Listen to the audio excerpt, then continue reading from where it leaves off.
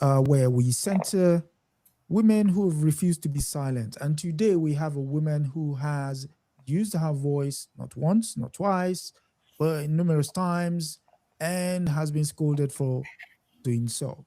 Here with us, my name, Adesoji Iginla, and with me is my co-host, Ayafubera Nelly Esquire. Before she goes into character, today we have the joyful experience of having the one and only Fannie Lou Hamer. But before we go into that, I would ask that if this is your first time here, do like, share, and subscribe. This is what we do here. We center women, and it's women, women, women. And so, without further ado, welcome, Miss Hamer. Good evening. Thank you for having me. Thank you for answering the call. So, you must obviously, we did tell you what we do here. And so, could you just give us a short introduction into who became Fannie Lou Hamer? We knew you as Fannie Lou Townsend. Just tell us what happened between then and between Townsend and Hamer, if you don't mind. Well, good evening. Thank you for inviting me to come and talk with you today. You know, I've always enjoyed talking with the young people because the young people are the ones I expect to fight to make this country, this America, live up to its creed. You know, when we were in school, they did not teach us certain things. I was 44 years old before I realized that I can vote. But let me go back to the beginning. Go on.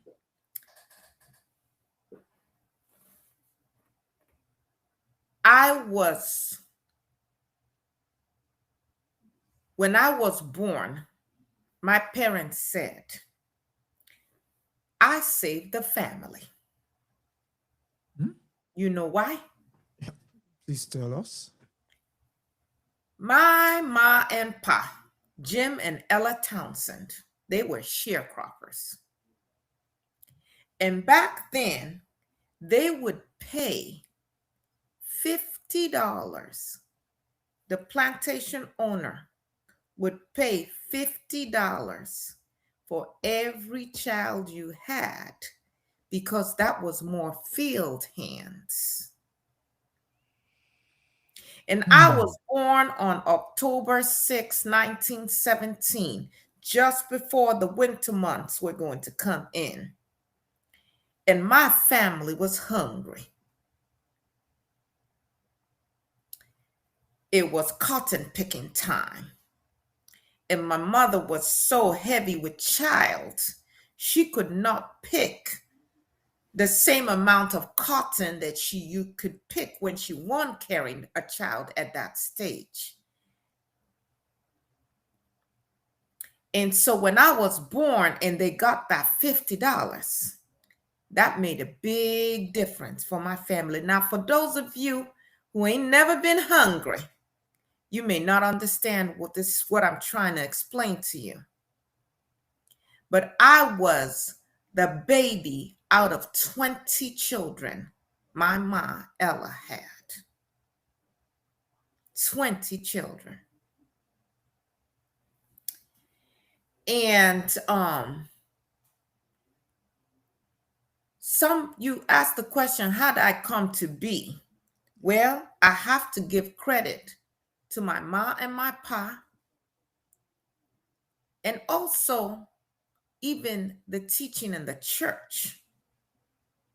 What church is this? But my ma, I remember I would see the white people and they wouldn't hardly do no work. They didn't do no work that I saw. But the black people, we worked from sunup to sundown. Monday, Tuesday, Wednesday, Thursday, Friday, Saturday, we were in the fields. And yet we were still hungry. And I remember saying to my mom, why God didn't make us white? And my mom said, don't you ever say that again. My mom taught me a lesson in how she lived. I don't ever have to hate nobody. She said the issue wasn't the color of my skin. It was the hearts of the white folk. Until the day I died, I don't hate anybody because I understand that the white people did what they did because they were diseased. And I'm going to tell you some stories about what they did in Mississippi and the reason why our conditions were the way they were. Now, my mother, she gave me a doll to play with, and she gave me a black doll. She wanted me to have pride in who I was as a black girl,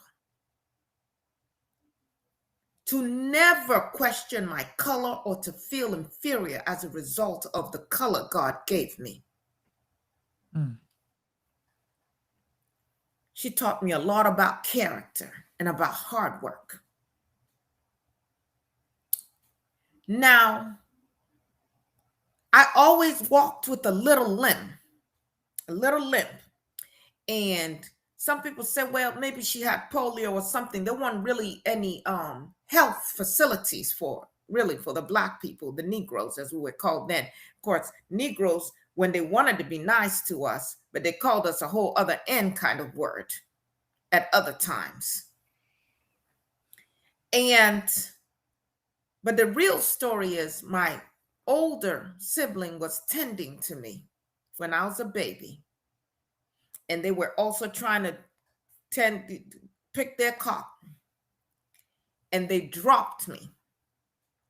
And the way I fell, I injured my leg and never really did get the treatment for it. So it didn't heal right. And that's how I always had a little bit of a limp. But I didn't let that stop me. I was known as a hard worker.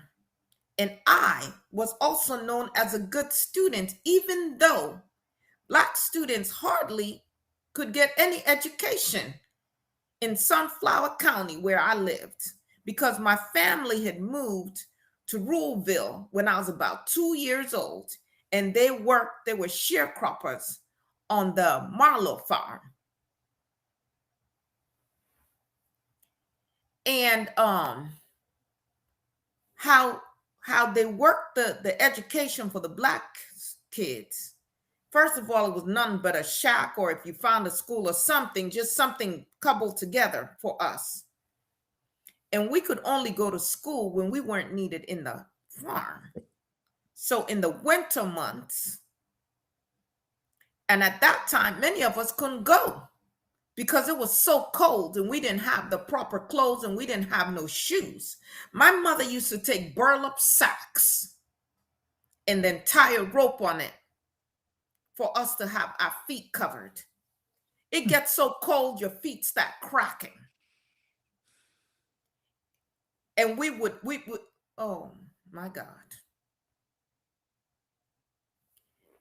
So we had school, if you could get there, December, those winter months, and then again in June and July. You ever been in Mississippi in the summertime? No. I'm telling you, it's something hot and humid. And we'll be all in this tight shack trying to learn. But I love to learn. And I was good at spelling and everything. But my schooling ended in the 6th grade. As a matter of fact, we didn't even have a 4-year school at the high school level for the Black kids anyhow in Sunflower County. And parents needed them children on the field, on the farm, To pick to help with the crop. bring in the crop so that we could have something to eat. And we still stayed hungry. Now, let me tell you how I started picking cotton. Go on. I was 6 years old, out in front of the 3-room shack we had an outhouse. Now, the white people had indoor plumbing. I tell you how crazy it was. One time I was cleaning. I know I'm jumping around a little bit, but stay with me. One time I was cleaning the Marlowe house, and the little daughter came and says, "Oh, Fannie Lou, you don't have to too much clean this bathroom that good." I said, "Well, why not?" She said, "Well, because this toilet here is for old honey." You know who old honey is? No. Old honey was their dog. Now, we didn't have no indoor plumbing, but the dog had his own toilet. I'm telling you these stories so you can understand the situation. So I'm in front of our 3-room shack. When I say 3-room shack, it's a 3-room shack. And we used to sleep, our beds were sacks, and we would put dried corn husk or dried grass in it. And then that's what we would sleep on. Okay. So I'm in the front yard. I'm just playing. I'm 6 years old. And here come Mr. Marlowe. And he said, "Fannie Lou, can you pick cotton?" I said, "I don't know," because I didn't know. He said, "Well, if you can pick 30 pounds of cotton this next week, I'll take you to the commissary. I'll get you some Cracker Jacks and some sardines." And he named some other things. And these are things, I mean, my family, we couldn't buy none of that, but I wanted some of that. I said, "I can try." So I went to pick some cotton. And my mom and pa said, "Now, understand, you got to pick your own cotton. We're not going to help you. Nobody's going to put any cotton in your bag." And I picked cotton at 6 years old for that week. And I did pick 30 pounds of cotton. Now, I want you all for just a moment, 6-year-old, if you've ever held a cotton ball in your hand, you know how light it is. Now, don't you? Yeah, definitely. Now, what does it take to pick 30 pounds of cotton? Forever. You are walking up and down the rows, back bent. That cotton, when you're trying to pull it, any of you ever picked cotton before? Yeah. It's slicing your fingers. The thorns. Yeah. Well, Mr. Marlowe, he did keep his promise, and he did take me to the commissary. Now, you know what the commissary is, right? On the plantation where you live, you got to buy from the plantation store, their commissary. They own the store, and most of the sharecroppers couldn't neither write nor read nor count at that level. And they kept all the books. Exploitation. And so he did give me the Cracker Jack and some sardines and all of that. And I went home and I was just happy. But that was a trick. I didn't know it at the time.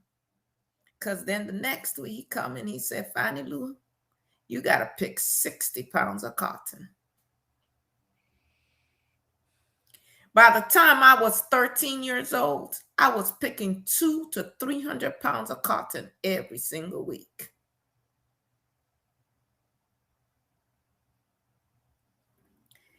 Now, Pap Hamer, That's my husband. We got married. I was 27 and he was 35.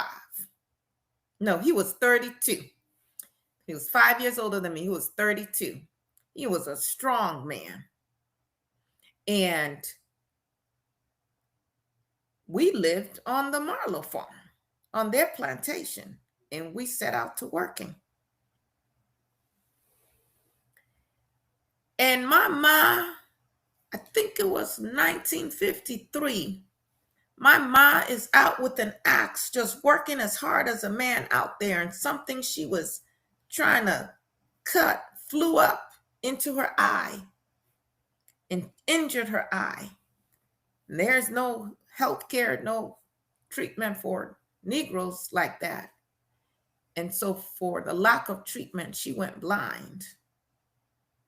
And my mom came to stay with me and Pop because most of my older brothers and sisters, they left Ruleville looking for a better life. Some Chicago, some they went north. So Ma stayed with me. Now, I didn't have no natural kids, but I was trying to. But I went to the hospital. I went to the doctor. I went to see the doctor. The doctor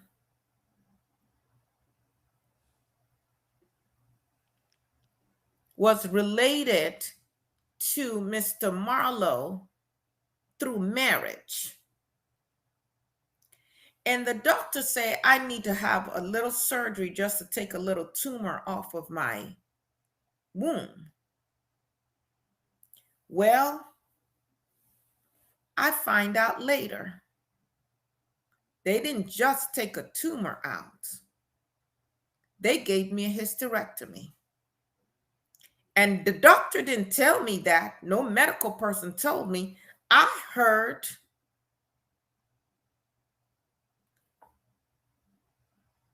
the wife of Mr. Marlowe, who is related to the doctor, telling me, telling somebody else, well, you know, they done fixed Fannie Lou.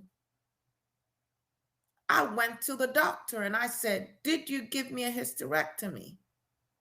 He didn't say nothing. Now, you might be asking today, you might be wondering, why didn't you do nothing? Why didn't you sue? I'm going to tell you why in a minute. Y'all remember a man called James Byrd? Lived in a place called Jasper, Texas. Some of y'all have this thing where you look up information. Okay, somebody look it up. See if you know who James Byrd is and what year that was. Somebody tell. James Byrd was caught by some white men. And they tied him by the feet with a chain. And they drug him through the town. Decapitated his head, limbs. They had to drive through for miles finding the evidence of this man's body. But let me tell you, James Byrd won the first, and Jasper, Texas won the first. Let me tell you about Mississippi. Now, these two stories I'm going to tell you happened before I was born. But the white folk made sure to tell those stories, and the black folk would tell each other the stories too, which was a way to keep us under control. So in what situation, there was a man called Mr. Plummer. And Mr. Plummer, this white man tried to beat him, and Mr. Plummer killed him. Mr. Plummer knew that they were going to come get him. And so he ran. He ran with his gun and his bullets, and he ran into the bayou, and he found this tree, and he crawled inside the tree, inside that, like a hole, like a stump in the tree. And they said Before they could get him, he killed 13 white men and injured 26. Anytime they come not right near to that tree, he's in the tree, he shoot him. And they had to figure out what to do. And so they set that whole area on fire to smoke him out. And by the time they got to him, he was unconscious. They said, just head on his gun. And what did they do? They tied him by his feet to a truck and they dragged him through the town. I'm telling you, what they did in Jasper, Texas, we'd already been doing in Mississippi. Y'all remember Emmett Till? Yeah. Mississippi. Y'all remember Medgar Evers? Mississippi. Y'all remember Meredith in his walk? He got shot down? Mississippi. Yes.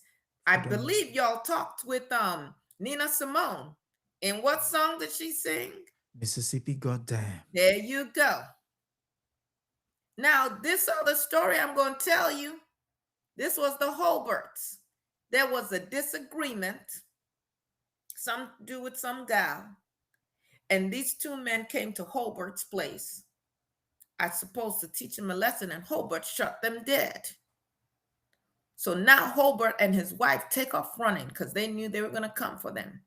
And they ran into the bayou. Well, these white men round themselves up to go find them. Now, one thing I can tell you about these white people, these white men, they're cowards. They don't never face you one. They always got to come with a group.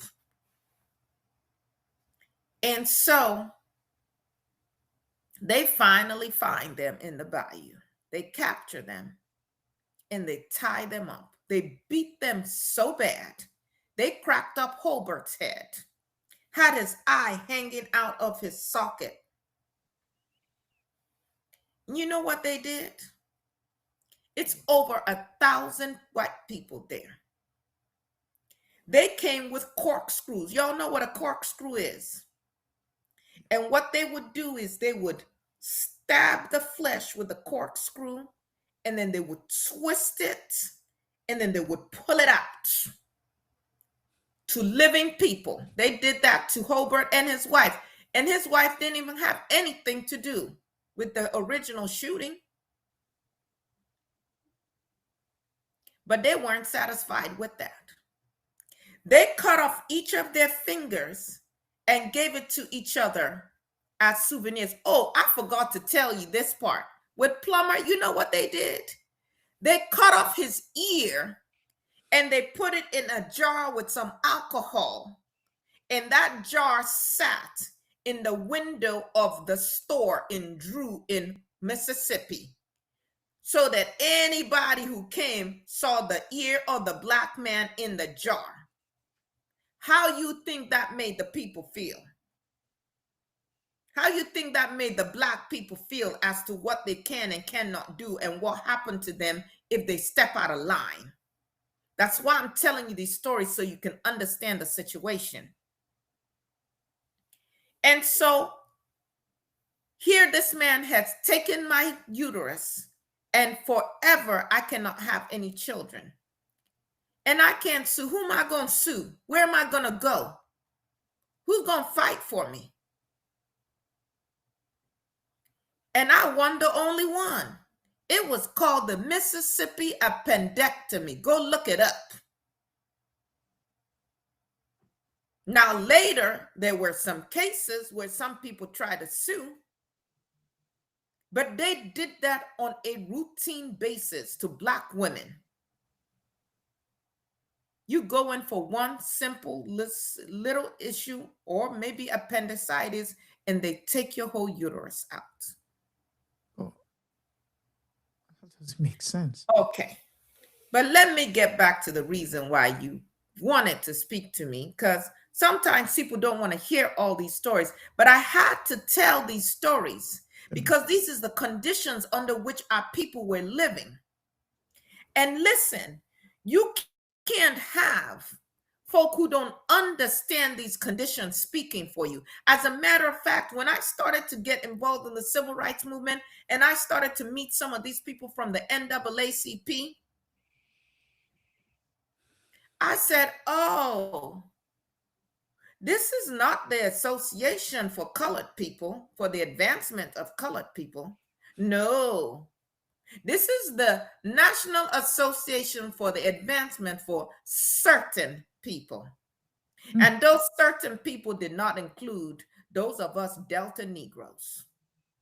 Because, see, when you're middle class and you got enough to eat and you got a little comfort, you can afford to compromise. You can afford to take it easy because your children ain't waking up at night crying because they hungry. So I was 44 years old, working as a sharecropper, singing the songs my mama used to sing, just wondering, is there going to be any more to this life? My mama would sing, "Oh Lord, you know just how I feel. Oh Lord, you know just how I feel. Oh Lord, you know just how I feel. Oh Lord, you know just how I feel."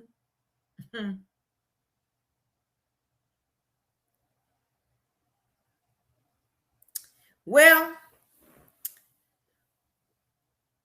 Mrs. Tucker, she had reached out to me and she said, "You need to come to this meeting. There's some young folk coming to talk about some things. You need to come to this meeting.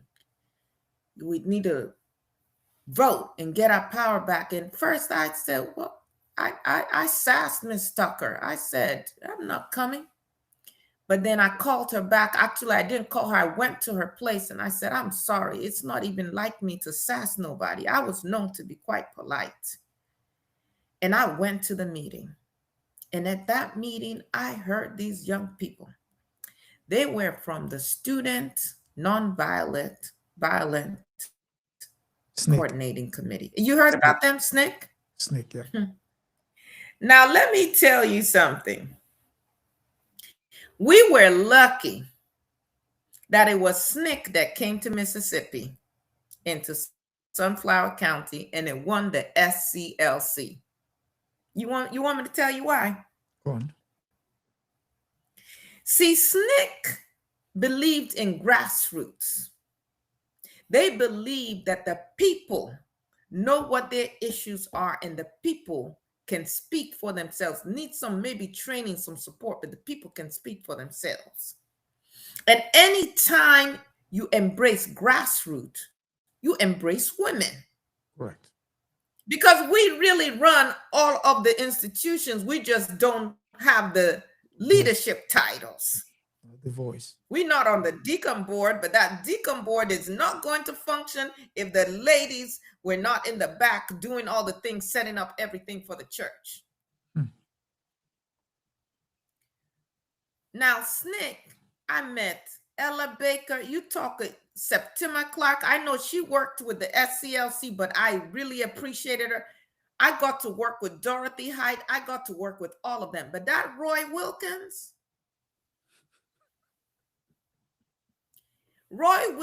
is the example of the Negro that has caused us to be where we are today. These bourgeois Negro, he would tell me, because I didn't have, how they put it? Letters. She's unlettered. She's unlettered.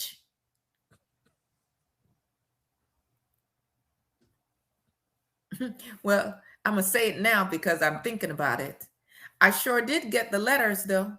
You know, Howard University gave me a doctorate degree. Mm-hmm. How? How? Yeah. For the work that I did. Oh, okay. President Cheeks, they invited me up and they gave me an honorary degree, an LLD they gave me. But that's besides the point, because human beings are human beings, lettered or unlettered. Yeah. One time I was speaking with Virginia Gray and they'd given us a script to read. And I didn't get it right. I said, Virginia, I think I kind of messed up on this. She says, you don't need a script anyhow. You can look over what they're trying to tell you to say, and you say it the way you say it, because that you're very effective that way. And that's what I did. Now, I went to that meeting, and these people were talking about how you have to have a discerning spirit. They were preaching from the word of God. But they were saying how if enough of us went and registered to vote and voted, we can actually choose our own elected officials who will fight for what we need. Yeah. I never heard anything like that, and I was 44 years old.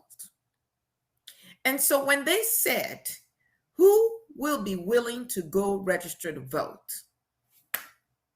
I raised my hand.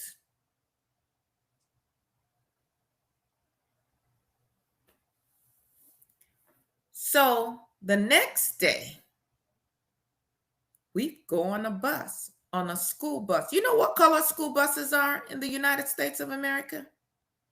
Yellow. The buses are always yellow. Yellow, yeah. Yellow buses. So we go, and they try to give us a hard time. They had the poll taxes, all of that, but the SNCC people were with us, and some of us were able to register to vote. Now, they have already started to make calls and send information out. Next thing you know, we're trying to leave, and the state trooper stopped us and gave a ticket on the account of the bus was too yellow.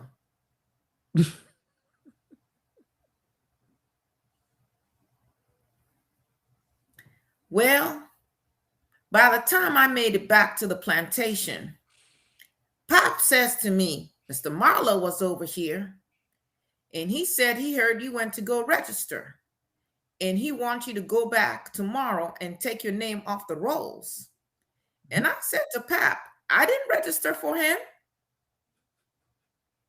Well, the next thing you know, here come Mr. Marlowe. He done driven up to our little shack. And Pap is outside, and he said, Pap, did you tell her? Is she back? Is Fannie Lou back? He said, yeah, she back. He said, did you tell her? He said, yeah, I told her. Said, what she say? Pap said, you can talk to her yourself. He called me. I came out. And he said, I heard you went there to register. I said, yes. He said, I need you to go take your name off the rolls. I said, I didn't register for you. I thought about it. And he said, well, you take your name off the rolls and everything be like it used to be, or you got to leave. And so then he left. And me and Pap, we went back in. We thought about what he said. We talked about it. And I knew that it wasn't safe for me to be there. And so I packed my bags, and Pap drove me to town, and there was another meeting happening. And at the meeting, I told them, I don't have a place to stay, because the plantation owner, basically where we live, they own it. They can kick you off their land anytime they want to. He told me I need to go. And Mrs. Tucker says, long as she have a plank over her head, I have a place right under that plank with her. And so I stayed there for a few days, and then Pop said he had a premonition. He had a dream. He said, I don't think it's safe for you to be there. So he came and he picked me up, and he drove me to another county to go stay with some relatives. And that night, 12 shots were fired into the Tucker home. They came to get me. So another story I have to tell you. we doing this voter registration, and we in Winona, Mississippi. And we had stopped on the account of some people needed to go and release themselves. Some people need to get something to drink or eat. And I noticed there's a little scuffle going. And I noticed that they're putting some of the people who had gotten off the bus into the state trooper's car. And one of the ladies, well, I had some of her things. So I step out of the bus and she said, get back in, Fannie Lou. But even as she said that, I heard another voice say, grab that one too.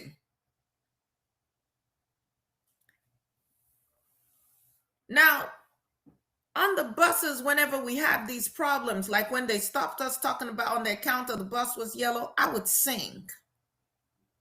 I would sing because the singing will always provide some calmness.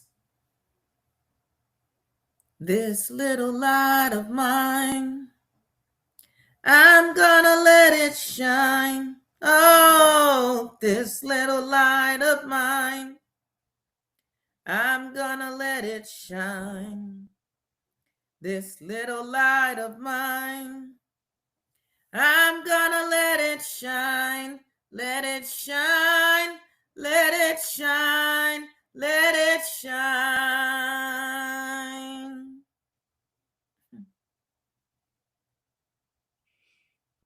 That state trooper dragged me, knocked me down, kicked me, and then put me in the car. And they drove me to the jail.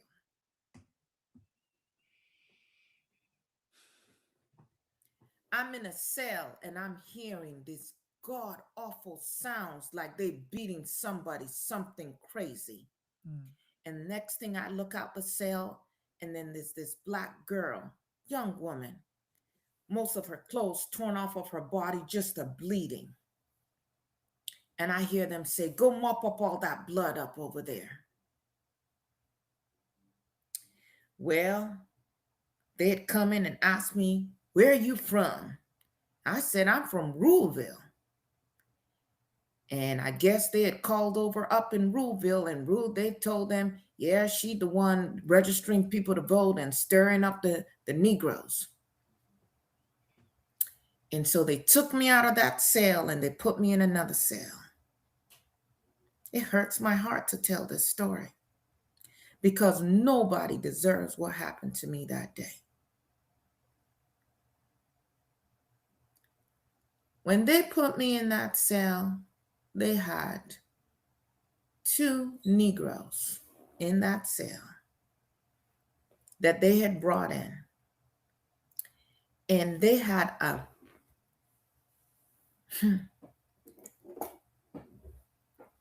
you don't know what a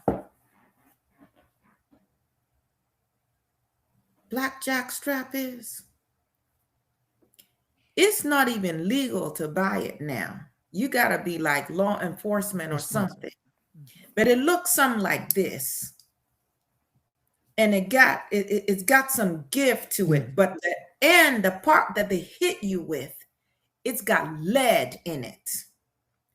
And they used it. They like to use it on us. You know why? Because this blackjack strap, it had a way of, it could tear your insides up, but the outside may not look so bruised.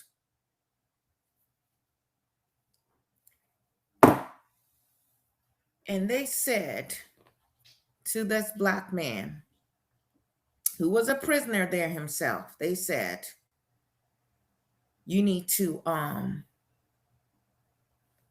start hitting her. Because if you don't hit her, you know what we're going to do to you. And so he started just a wailing on my body, just a wailing on my body. I'm trying to cover up my head. I'm trying to cover.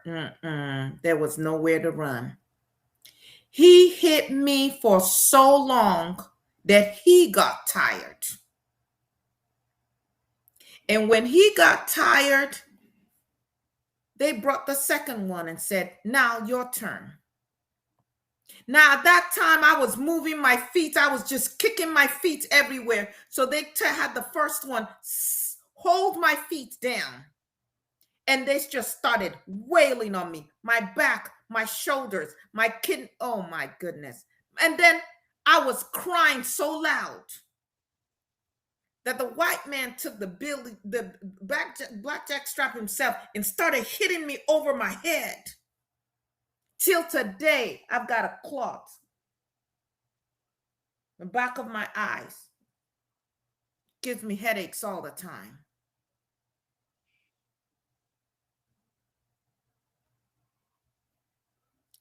And by the time they were done,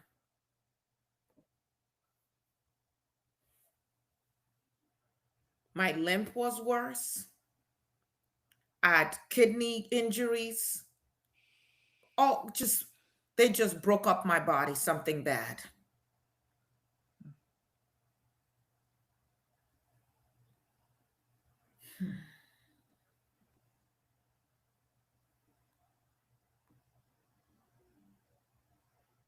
All on the account of we wanted the right to vote. We wanted the right to be first-class citizens in this America. Now, my journey would take me to many places because once I had left that plantation, I wasn't going back. I had to fight for something different. I was not going to go back. And nothing they could do to me was going to make me ever give up my voice again.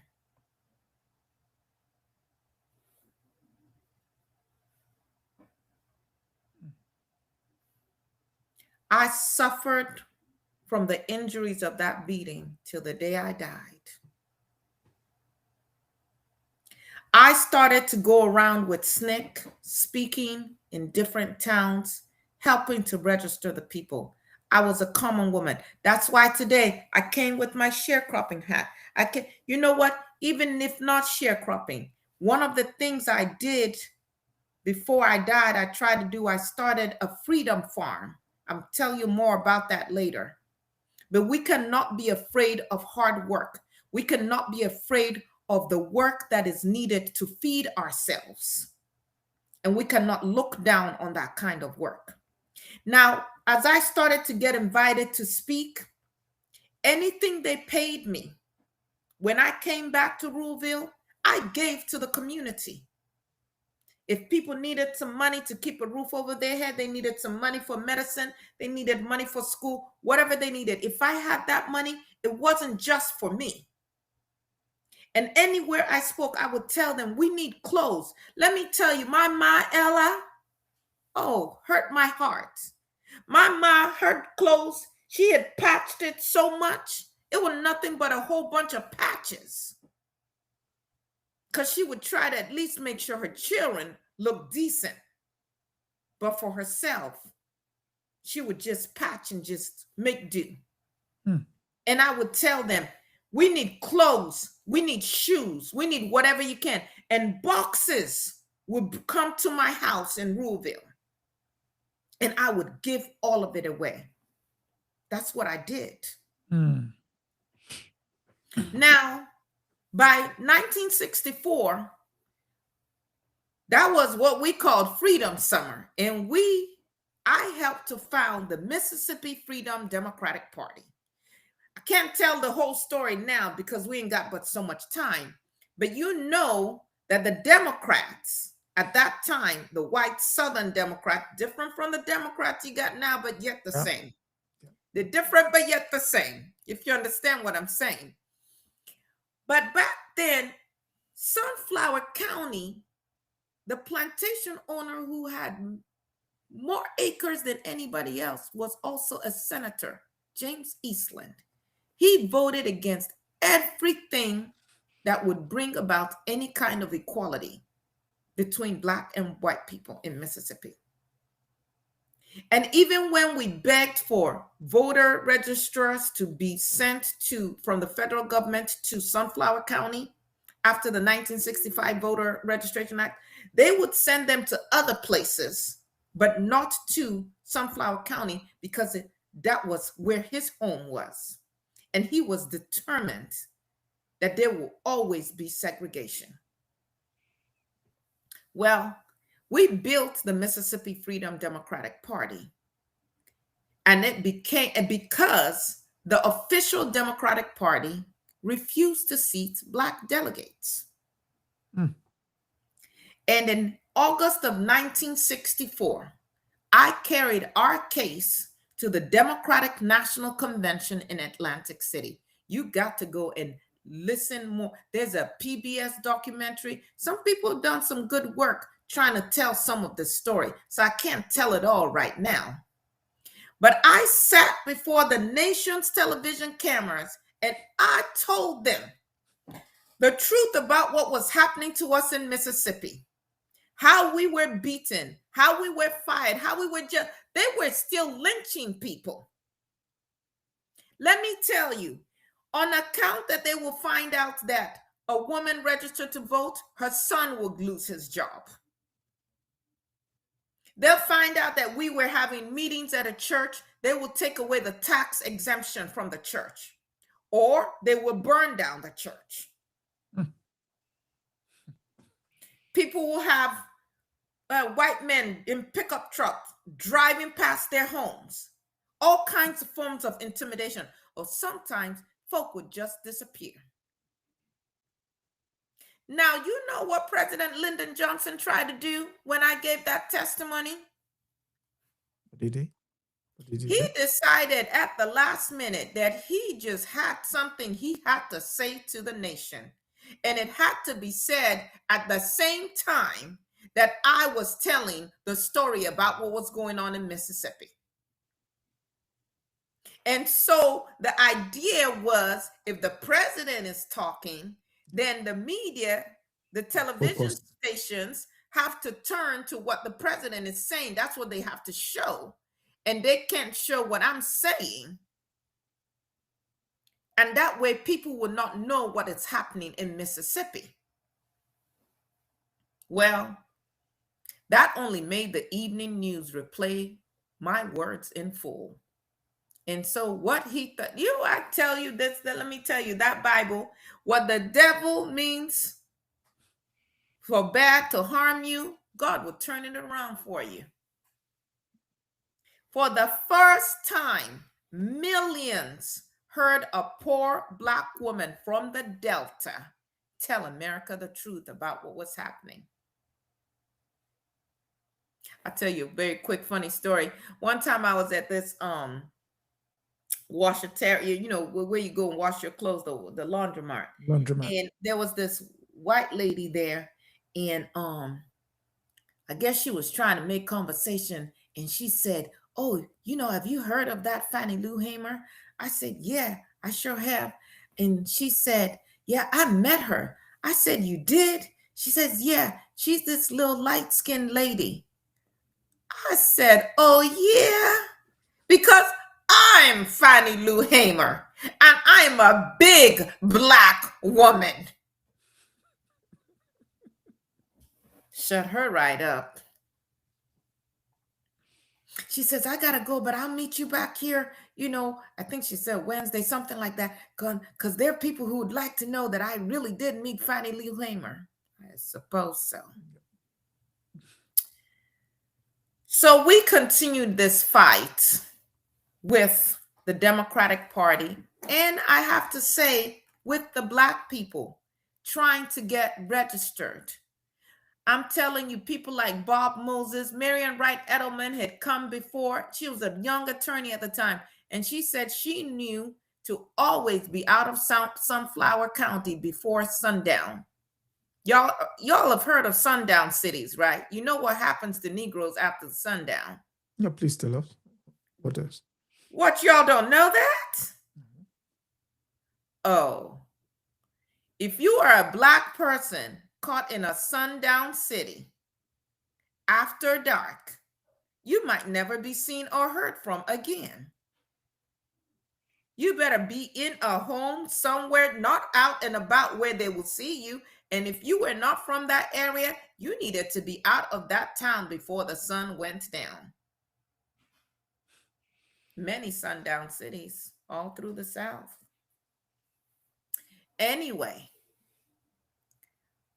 so on account of all this intimidation, it was really hard to get Black people registered. At one point, 80% of all the white eligible voters in Sunflower County were registered to vote, and only 15% of the Black people were registered to vote. And we made up about 70% of the town. But folk were scared to register to vote. Well, finally, we got people on the ballot, Black people on the ballot. And for this ballot for the Mississippi Freedom Democratic Party, we had Black and white, but we were really trying to get some people who had lived our lives, who understood our issues, to get into these positions. And you would not believe it. Now, there was a lot of propaganda from the white folk, and some of them talked about outside agitators coming in to create issues in the communists and the so on and the so forth. But really, they played on the fact that a lot of the Negroes did not even really believe that a Negro was smart enough to run for some of these offices and to be able to carry out the duties. And so even though we had more of us that could vote and that did vote, the white candidate still won. And it was a very disappointing thing. I know y'all are still dealing with that today. Yep. Where Black candidates just don't get the fair shake, even in their own communities. Mississippi still Well, going through. Yeah.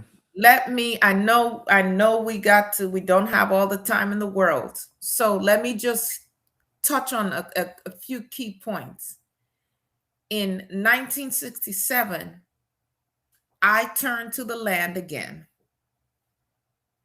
I had already tried to run for Congress, and later I would also try to run for Senate, but my health was also an issue. But I turned to the land again, and this time to build freedom through ownership, not just to pick cotton for someone else. I founded the Freedom Farm Cooperative in Ruleville. Before they started to talk about environmental justice and agricultural justice and all of this, I was doing this kind of work. We bought hundreds of acres with the money from all the speaking and donations, where Black families could come together, grow food, raise livestock, build homes, and escape the bondage of sharecropping. We ran pig banks. You know what a pig bank is? So we have so many piglets, okay? And your family can come and get a piglet for free. With 2 piglets, and then you raise them. And when they have piglets, you bring a piglet back to the cooperative so that there are other piglets for other people to have. Oh, and when I tell you this story now, I got to tell you this other story quick about how these white people will find every way to keep us impoverished. And I'll tell you what I think about Black power. Now, my ma and pa wanted a better life for us. And so my ma and pa decided, well, if we can get some mules and we can rent out some land, we can, besides the sharecropping we're doing, we can have land where we rented it out and then we grow our crops and we sell our crops so we get to keep more of our profits. So they saved up and they bought 3 mules and a cow. And we loved those mules. One was black, one was like tan, and one was kind of mixed. And they started to do good. And my parents fixed up our shack so much better, and we had more food and better clothes to wear. And Mr. Marlowe and these white folk, they didn't like that. And so one day we were out, and when we came back, we found out that they had put poison in the food for our mules out back and the cow. And by the time we got back, one of them was swollen so big and had just fallen over and dead. And the others had eaten too much where we couldn't save them. And they all died. And we were back to zero. We were back to being dependent just on Mr. Marlowe. One time we had someone who came to do the books for my family just to help my family out. And we realized that really they should be paying my father about $4,000 on account of what we had bought from the store and the amount of crops we had harvested. You know how much they paid my father? Tell us. $200. Who you gonna call? Not even 10%. Not if unless you want to die. Who you gonna call? That's how they kept us impoverished and dependent. So when I came up with this idea of the Freedom Farm Cooperative, I wanted Black families to finally come out of under this slavery, really. In another form. Yeah.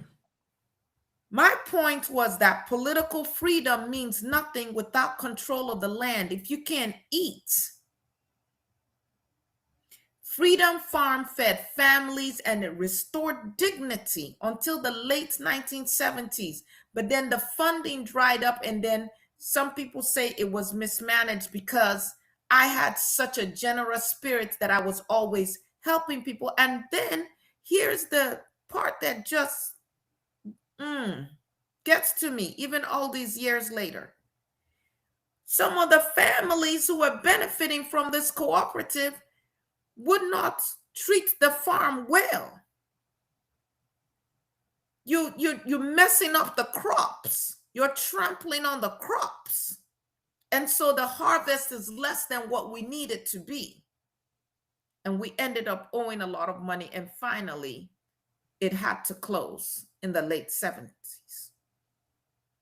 But the spirit of what I try to do, I believe, lives on today in all the food co-ops that they have now, in all of this talk now about food justice, before anybody called it that. So I ran for U.S. Congress in the Mississippi 2nd District in 1964. I ran for the Mississippi State Senate in 1971. And that same year, I helped to found the National Women's Political Caucus. And the goal was to open doors for women, especially women of color, so that we could shape policy in the ways that impacted us. Because if you left it to the SCLC, and Martin Luther King and all of these reverends and all of that, I'm grateful for the work they did. But marching wasn't going to do everything that we needed. And anyway, we the ones who did the organizing to even have the crowd for them to come in and talk to. But they didn't look at women as equals that much. You can go and study that some other time. That's why I told you, if it had been SCLC and not SNCC, you might not have ever heard my name. Now, in 1969, Howard University did give me an honorary Doctor of Law degree. I also was the vice chair of the Mississippi Freedom Democratic Party. I have since been, after I died, was inducted into the National Women's Hall of Fame. There are different organizations that have Fannie Lou Hamer awards. There was a U.S. postage stamp. Look at me on a stamp. Ella and Jim's daughter on a stamp in 1999, talking about their commemorating my contribution to civil rights. Now in 2022, I got a Congressional Gold Medal alongside Ella Baker and Septima Clark. I believe y'all talked to my sister, Septima Clark, already. Yep. And then President Joe Biden in 2025 gave me a Presidential Medal of Freedom. Yeah. Now there are schools named in the Bronx and there are programs and centers at many universities, Jackson State University, different universities have things with my names on it. There's cities with streets, murals, parks, and my name in Ruleville and Jackson and Washington, D.C., in Memphis and Chicago, and even New York. And finally, there is a Fannie Lou Hamer Day each October, because I was born October 6th in Mississippi. They have lectures and academic talk, all kinds of talks that they do, symposia, honoring everything that I stood for.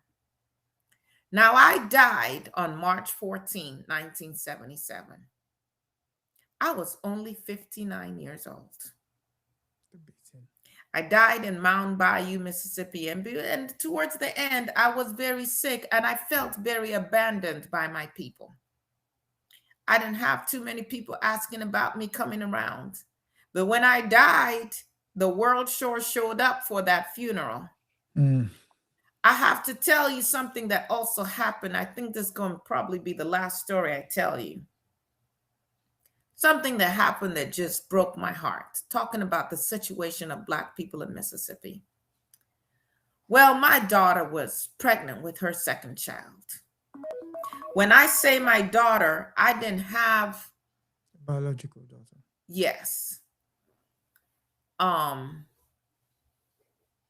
But I took in a lot of other people's kids. I fostered some kids, and some of the kids I just raised as my own. Well, she was hemorrhaging. And remember, there's hardly any proper health care for Black people. And so she didn't get the help she needed. And she died, leaving behind 2 children.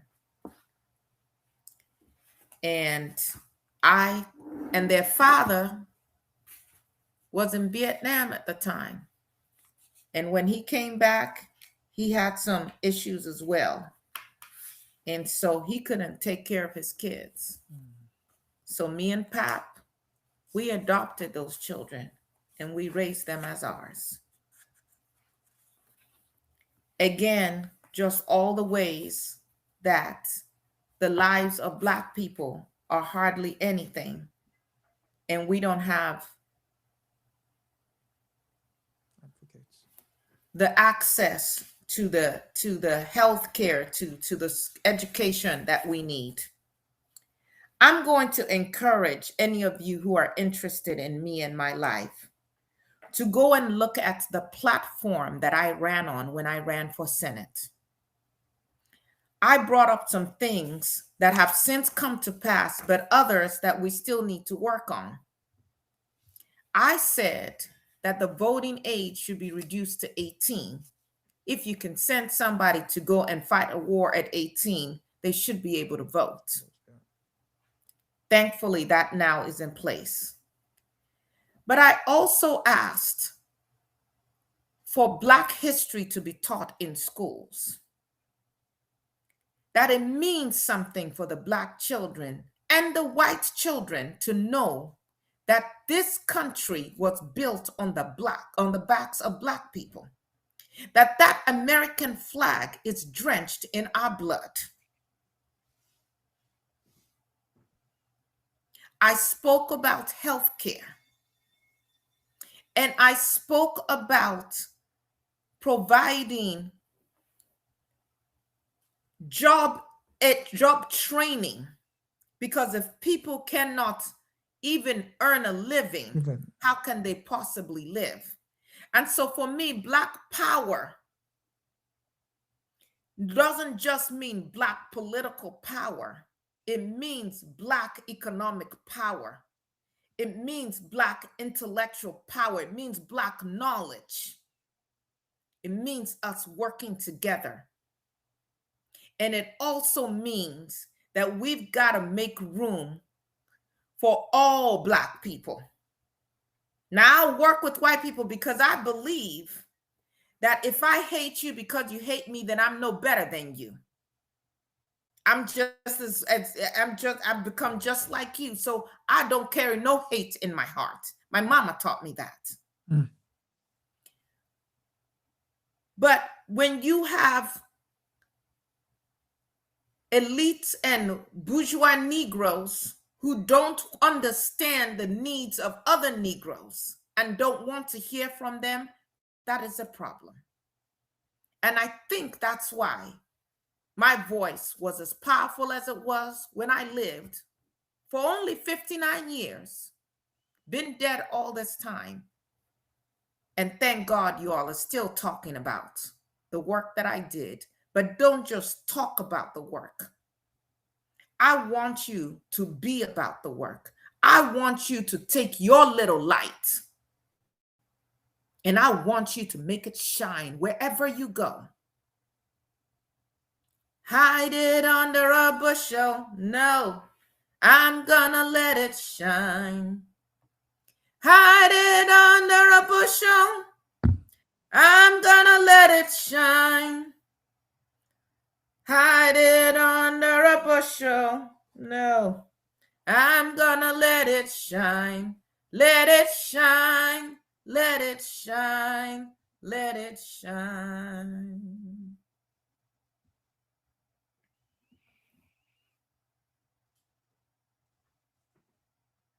Thank you. Thank you. Thank you. Yes, thank you for telling me it like it was, how it should be, what we must strive for. And yes, with that, we've come to the end of today's episode of Women and Resistance. You've heard from Fannie Lou Hamer. And yeah, that's the voice that refused to rest, even from beyond. Yes, thank you very much. Thank you, thank you, thank you. Next week, as it's customary, we would be hearing from another voice, but this time the voice of a pen, Yvonne Vera. So, Yvonne Vera is going to take the stage next week. But for this week, we thank Fannie Lou Hamer for coming through, and thank you for giving us our call to duty. For those who are standing on the sidelines thinking their voice doesn't matter, you've heard the story of a woman who was considered unlettered, a sharecropper, but now is a name on the tip of everybody's tongue and will continue to be in light of what she's done. So until next week, Ms. Hamer, any final thoughts? Thank you again for giving me the opportunity to spend some time with you. Young people, I am counting on you. Yes. And yes, thank you, thank you, thank you for all our audience. And next week, it is again the voice of, we're going to be speaking to Yvonne Vera. And until then, it's good night and God bless.